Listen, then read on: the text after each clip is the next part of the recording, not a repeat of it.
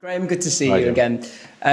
Naturally, obviously, there was disappointment on the back of the way in which Saturday unfolded. I wonder, just when you talk to the players in training this week and you break down the game, do you, given how the away form has been of late, and then focus on Saturday's performance, do you focus more so on the 89 minutes? Do you focus more so on the 8-9 minutes afterwards? How do you break down the game? Yeah, no, we did. We just go, well, we gave them the data over the whole game. So that was the most important thing, I think, because we had a meeting on the Friday and we gave them some bullet points and a couple of images, on passing patterns and stuff like that, just that we're really clear about what we've been doing away from home. And then we just showed them the contrast on Monday or Tuesday, I think it was. So about, how much we'd turned around our performance. And I said, but look, nothing you do in football guarantees you're winning, apart from scoring more than the opponent.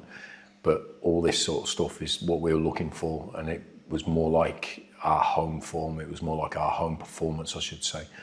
And then today we've just looked at the 2 goals that we conceded and what we can do better on them.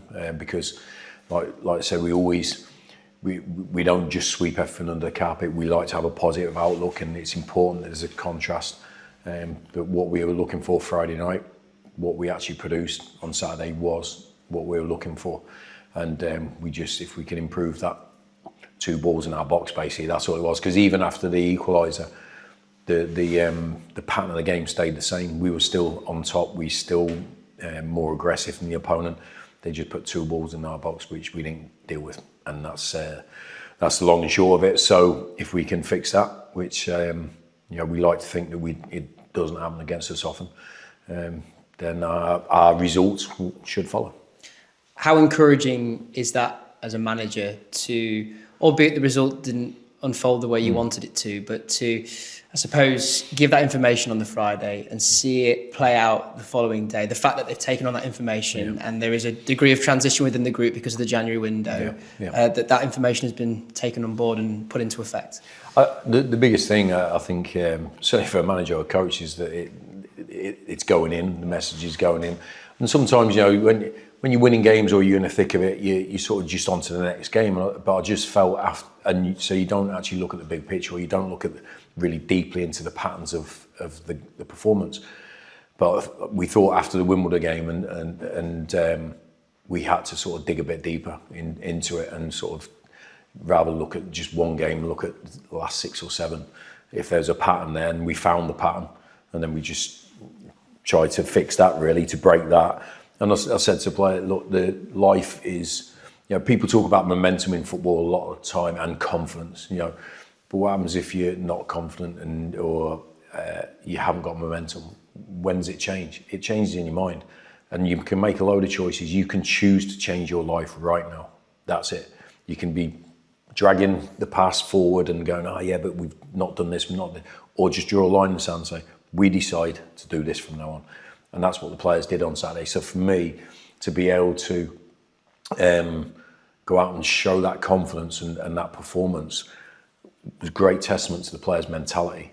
To be able to go, no, we can decide to be better.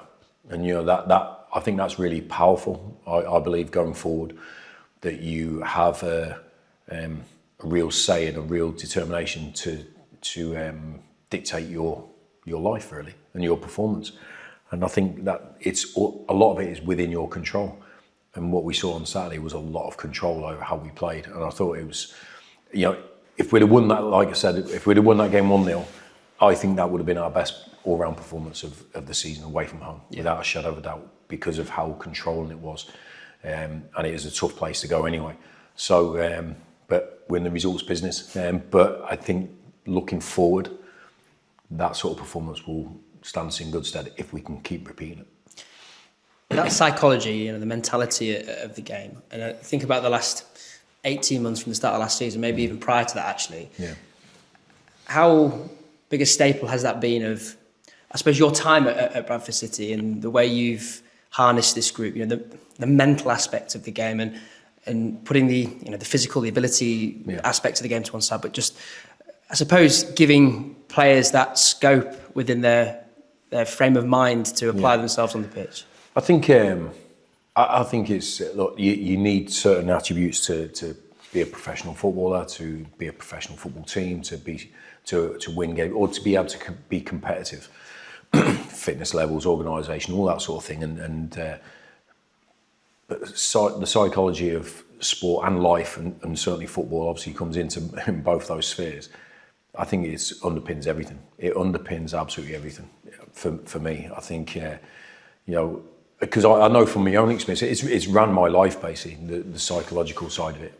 Because I wasn't the most talented person, I wasn't the quickest, I wasn't the most skillful, but it was my mind that assessed what I was, how I had to compete at a certain level. It was my mind that made me push myself more than others would push themselves and stuff like that. And I put my football career down to my mindset. I really do. My whole playing career, I had the skill set, or a certain skill set, but loads of kids at my age had the skill set and stuff like that. But I thought my mentality was different to others, and it certainly helped me in my professional playing career. It's helped me at difficult times in my managerial career. What I think, how do we turn around the home form 2 years ago into that? All we did was work on the psychology of the players, about enjoying it and seeing it for what it was, and just reframing certain things. And I think reframing all events in your life into either learning experience or positive experiences, then they're all positive if you're learning from it, and all that sort of thing. So it's massive. I think it's massive, and we work a lot at it. And you don't have to have meetings for it. It's just how you communicate with people. It's how your body language. It's how you deal with difficult times or mistakes. That's the psychological side, and so for me, it's absolutely massive. It's the biggest driving point, I think, in sporting life.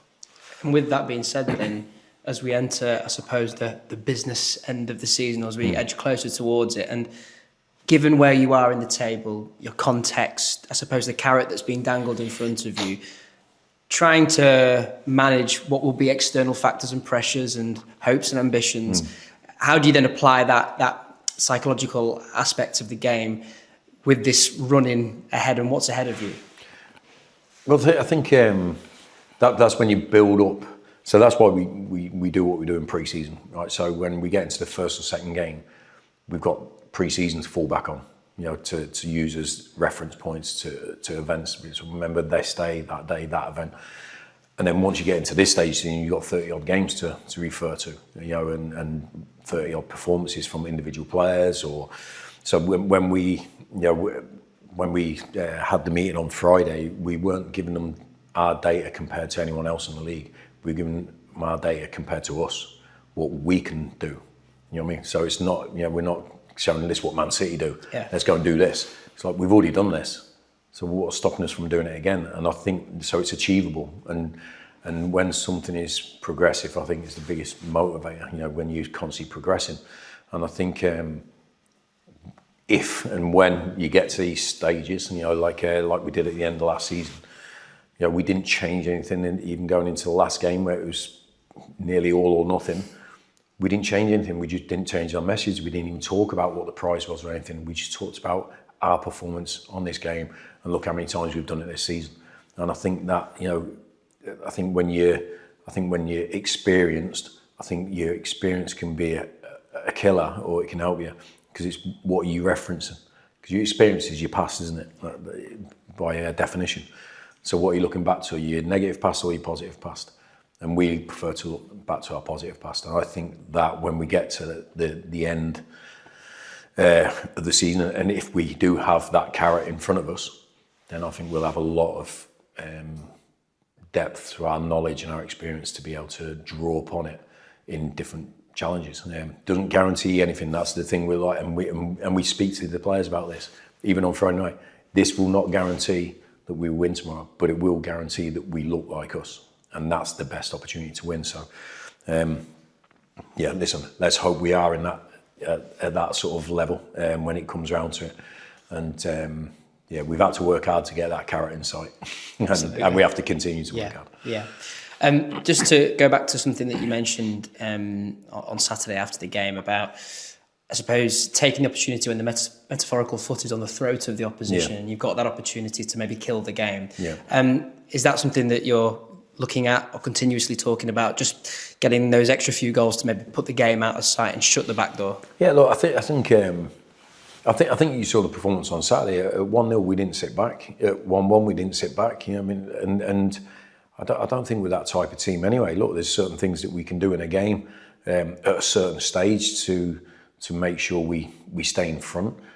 But I believe the way we play helps us do that anyway, and that's why, even though the run of form away from home hasn't been great, apart from I tried something at Wimbledon and didn't come off, so we after 20 minutes abandoned it really, and I actually thought we were better just sticking to what we do, and I think we saw that last Saturday. I think we've proved that we can win games at this level and any level from doing good things, and I just like to see our players play in that way, and I think the putting your foot on the front, we always want to try and score goals, and at one goal we want to try and score a second, but I think there's little bits where I think we're a little bit careless. We get in really good moments and we just overrate a pass. I don't think we focus on it as much as we should do. The final shot, do we hit the target or do we just put our foot through it? Little bits of that, and we do talk about that a lot in training anyway. We have certain aspects in our training to make sure we hit the target more often. But I think we have the ability, and we saw that at the start of the season, to be able to take real advantage of the moments we get and the opportunities we create. So I think if we can do that, I think it just gives us that extra cushion. I wouldn't say a cushion, just that gap between us and the opponent. I never want us to have a cushion in our heads because I think it will make us go soft. But that little gap it gives you the opportunity, if there is a mistake like there was on the first goal last week, where you're still in front and there's not a panic or something like that. But it's harder than what you think. Going, all right, we've 1 up, let's go 2-3 up. We do try, and then at a certain stage you have to understand that might not happen. But I think the players showed last week that they consistently attacked. All the data was consistent all the way through from minute 1 to 99. It didn't really dip or anything. It was just a constant thing. So I think it's just a little bit of the focus, I think, in those final moments of just taking that extra little bit of care to make sure that moment pays off. Yeah. Team news-wise, obviously, Aiden and Caden are the two players that come to mind. Aiden first, obviously a nasty whack on the face, suspected broken nose.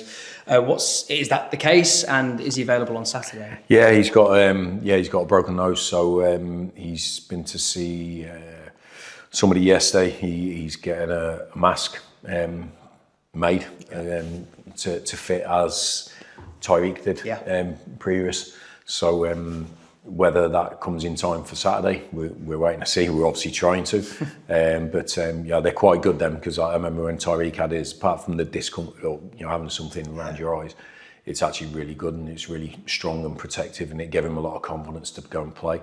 So so Aiden will do the same, and then we'll see if that comes before the weekend really. And but he's in quite a positive mood about it. He feels that it won't impair him too much, and so hopefully we'll get that. Caden, he's going to be out for a few more weeks. He's damaged his MCL, but it's not too big a thing. But he'll be out for probably a month or so, which is obviously unfortunate because both ends of the pitch we've been affected. But that's why we've got the squad we've got. Yeah. Any other fresh concerns going into Saturday?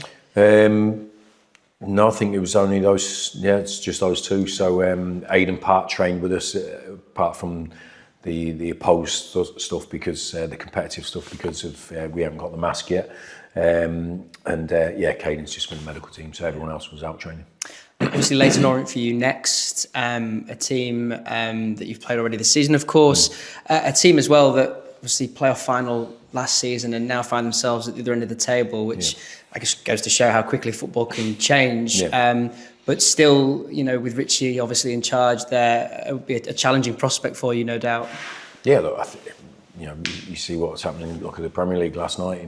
Liverpool Wolves. That's how England is. So we never underestimate anybody. We always prepare for their A game, for their best possible game, but we prepare for ours more than anything. But we don't underestimate anyone at this level. And experienced manager, good players, did brilliantly last season.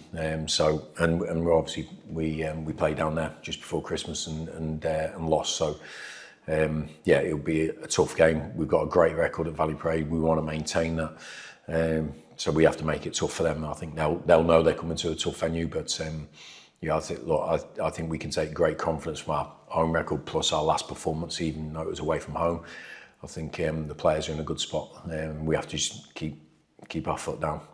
It's the best way we can attack any game of football. Is going at it from minute one. So nothing will change for us from now to the end of the season. Just a question I wanted to ask you, and I've wanted to ask you this for quite some time, just in terms of the squad composition and naming your match day squad. Seen the Premier League and the Championship, you can name 2 more substitutes on the bench in comparison to League One and League Two. Yeah. Obviously, if we're to liken the divisions, League One, we see a lot of games fall by the wayside because of the international break in terms of linear with Championship and Premier League. Yeah.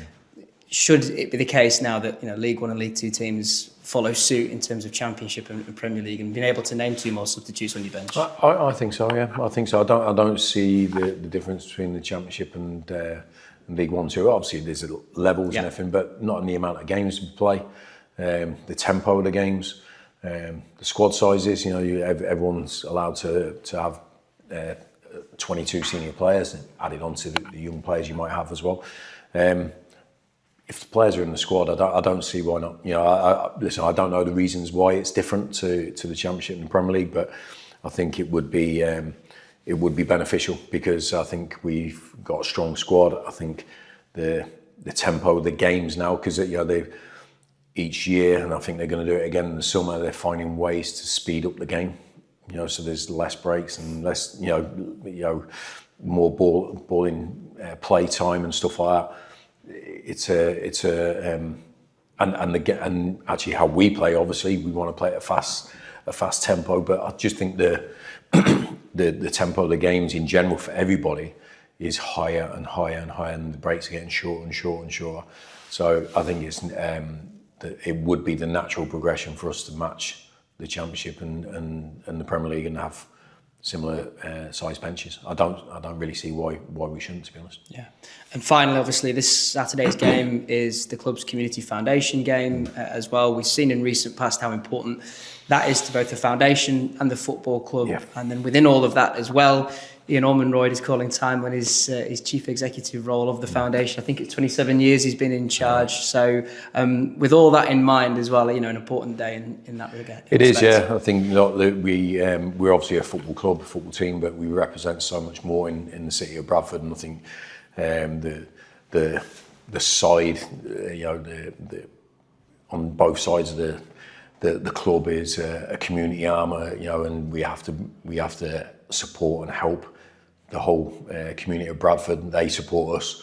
It's vice versa. That's how teams work. So the work that they do, we've witnessed it ourselves, and the players go and represent it as well. I think it's really important for these people, and they do it for the goodness of their support for the club and the goodness of other people. And I think it's a massive thing that football has improved so much in the time I've been in the game.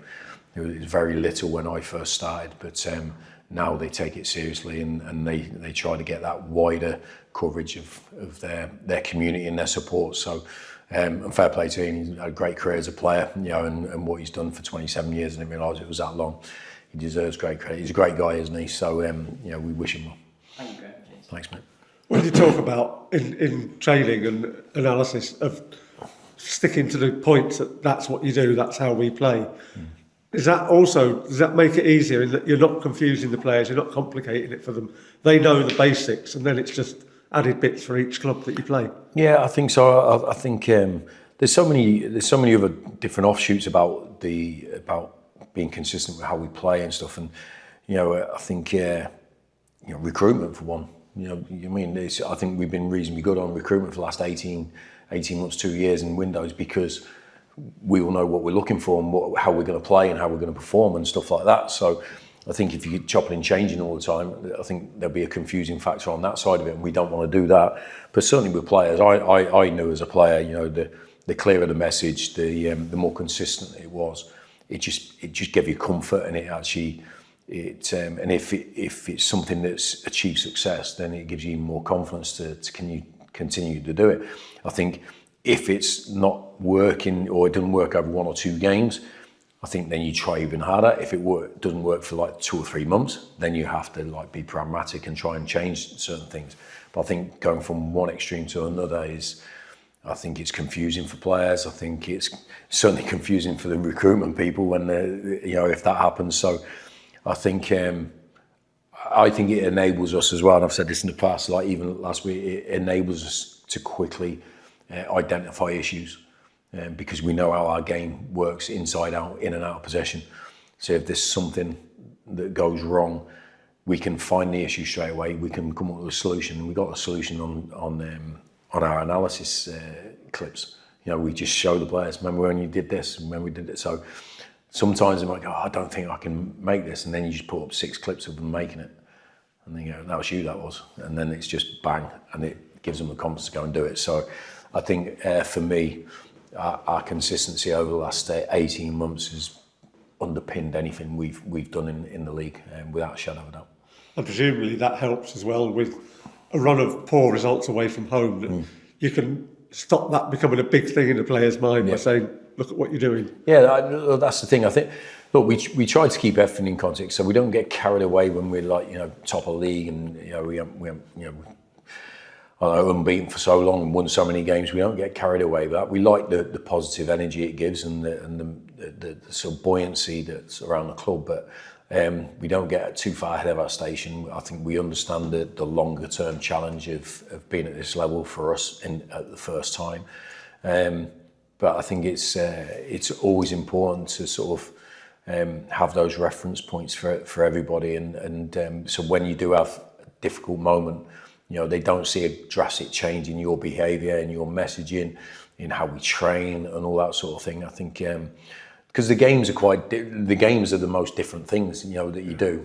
You play against different opponents, they take a different way. So quite a lot of that, the opponents certainly change every single week. So if everything else can stay as similar as possible, it's not too drastic. And I do agree with that. If you go through a little difficult patch, I think you can sort of just bring clarity to it. And if you can if you got to identify the issue and identify the solution, I think that gives players great confidence that it's within their own control to fix it. And I think we saw that last week. Okay, mate. Graham, meant to ask you after the game on Saturday about the away support, the level of support. I mean, we talk about the fantastic home crowds. Yeah. I think you had nearly 1,600 at Reading, 900 at Wimbledon, 1,300 at Luton. That's 3 long trips in 4 weeks, you know. And with a team that's away form has dipped in terms of results for the last couple of months. I mean, that backing is fantastic, and it's particularly when you've got, when you look at more big away games to come as well. Yeah, I think it's. I think it comes from what we've built up over time. That faith in us, and that consistency of how we approach games. I don't think they ever look at our team and think, well, they're not even trying to win, or they're just sitting back, they're just waiting to get beat. They don't ever see that from our team. Recently, it's not gone great for us because we conceded early goals away from home, but we didn't on Saturday, and they saw a real performance from the team. I'm sure they were as hurt at the end as we were. We were bitterly disappointed. But I think majority of them, after the sting of defeat, actually went, well, that was more like us.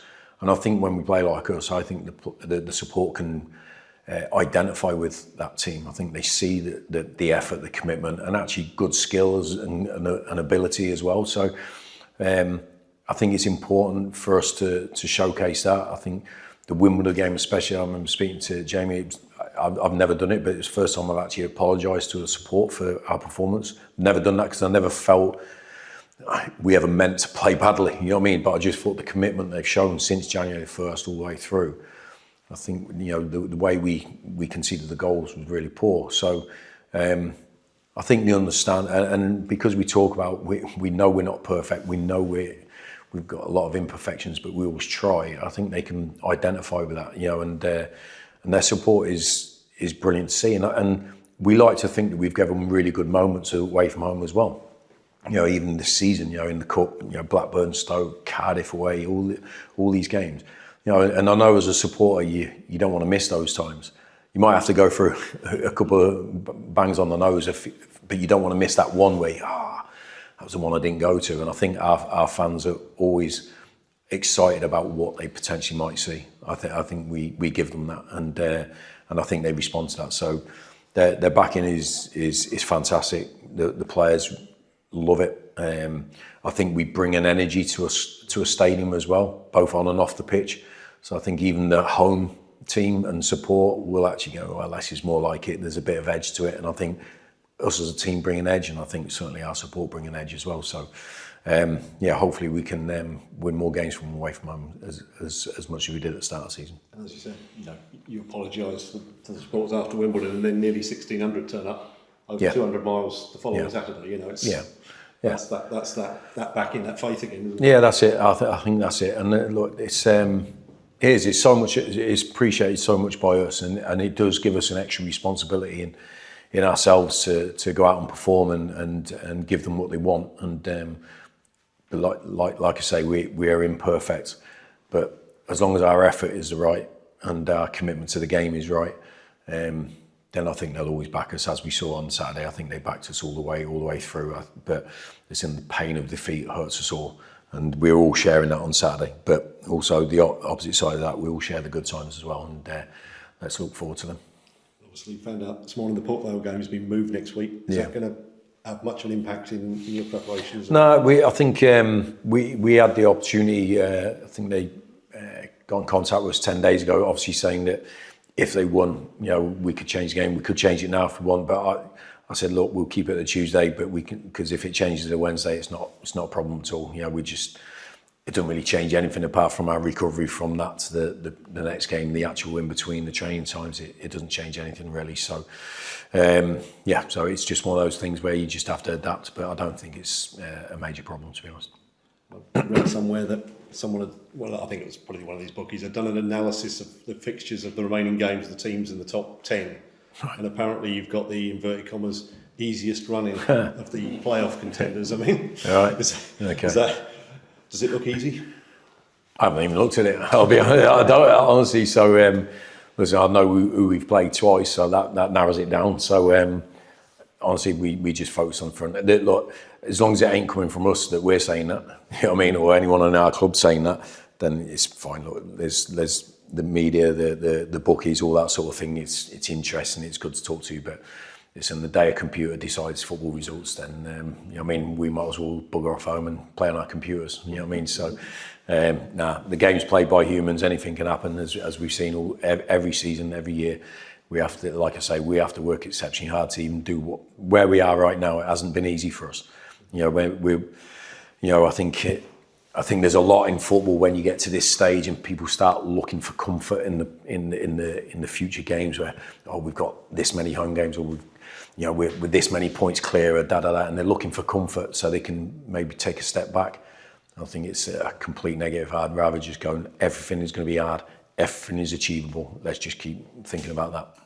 And is it easy? I know you've spoken a lot about sort of the league table being irrelevant, but obviously now you're getting to this stage where it has got a bit of relevance now. Is it easy to keep it out the dressing room? The players sort of start to look at seeing how Stockport got on of Huddersfield, or? Oh no, I'm sure that goes on. Listen, I don't try to stop. It's like say, don't look at social media. It's going to happen. That's it. So lads talk about games and results and stuff like that. That's just my personal preference. I don't particularly do that. And I don't talk about that with my staff. Oh, these done this, these done that. I don't. It's not for me. But I know the staff will. I remember last year, after the Doncaster game, wasn't it, when they all stayed on the bus and I buggered off home. Couldn't wait for the Walsall result. I weren't getting involved in that. But I realised when they all stayed on the bus and what's going on, they were staying for that. So listen, if it's fine. People can behave how they want, and if it brings them comfort or it scratches the itch that they've got, as long as it doesn't impact how they focus on their training, the games, and their work, it's fine for me. I just find that's the easier way for me to keep my focus and manage what I can control, and whatever goes on outside it's just uncontrollable. So But that'll be a game that everyone will be playing from now to the end of the season. But I won't be partaking in it. And very quickly on Caden, obviously you said about a month or so. So yeah, touch wood, all being well, he'll be back for that crunch last. Potentially, yeah, potentially. I think look, we've only just signed Caden, so we don't know of his history of how quickly he heals and stuff like that. But I think his confidence, when he spoke to me last week, he was reasonably sure that he would be back before the end of the season. And I think he doesn't seem to be drastically upset. I think he's took it in his stride, knowing that he's still got a part to play for us this season. So, but he's certainly made a really good impact since he came in. I think he's a really good player, great lad as well. So, but look, we've missed big players in the past, virtually every month in the last 2 years. We have to crack on. Yeah, I'm going to ask you about that, Graham, because I remember last season, and Sarcevic was out, Cookie was out, I think Patterson was out. You've had this sort of thing before with it. It's just part of it, isn't it? It is. That's it. So we don't, sort of lose our stuff. When these happen, we take it in our stride. We understand what it is, and we just try and find a solution. And that's why we work so hard with the squad. It's why we continue work to keep them fit and ready and involved and tactically aware. Because they all have a part to play. I'll never change that message. I'll never even think that it's going to be different because the game is so different from what it was 40 years ago when it was 14 players that played a full season. That just doesn't happen, anymore. So, trying to even imagine it can, you're just doing yourself a disservice. So I think if we can manage to keep the majority of our players fit, which touch wood we've done up to this point, it's just when it gets to 5, 6 injuries, that's when I think any squad's going to struggle in this day and age. Does it make you have all this sort of business end, squeaky bum time, this, that and the other? You just got to sort of keep it simple, haven't you? Enjoy it. Yeah, 100%. But look, it's good because I think it just keeps everyone excited and alert and ready to play. And we said this before. I think you want to be involved in these games. At the start of the season, you aspire to be at this stage of the season in this position. So then, when it's right and you play, you can't then shirk away from it and want the comfort of mid-table or something. I think that's boring, isn't it? And no one remembers it. So for me, being at the good end of the table and playing big games week in, week out, it's what we do it for. You know what I mean? That's it. And that's why we get 24,000 coming to watch us, because they're excited by it as well. So for me, I think, but that's when people build it up to be bigger than just a game of football. And I've always broke it down to a game of football. And it's always, when I was a player, it gave me great confidence, but I've done this hundreds and hundreds of times. It's just another game of football. It's when I got distracted to think about the periphery of it. That's when I became unconfident, because I was thinking of things that I couldn't control. I was going to ask you finally, so this time here, teams get more desperate to get results and they might just stick it on you and all that. So you've got to really, the concentration sort of...